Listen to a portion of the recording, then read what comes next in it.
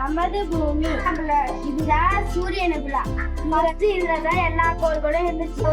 பெருசா ஒரு வெடிப்பு வந்ததுனால எல்லா சூரியன் தனியா கோள்கள் தனியா பிரிஞ்சு வந்துருச்சு.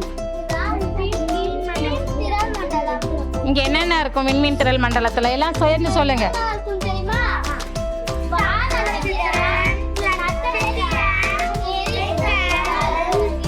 கோள்கள் துணைக்கோள்கள் எல்லாமே இந்த விண்மீன் திரள் மண்டலத்துல இருக்கு.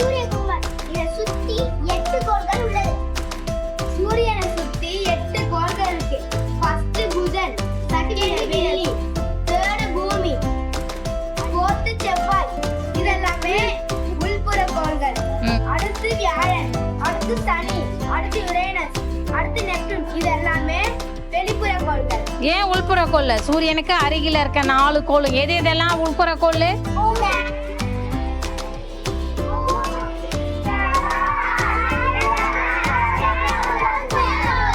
உள்புற கோள்கள் தெரியும். வெளிப்புற கோள்கள்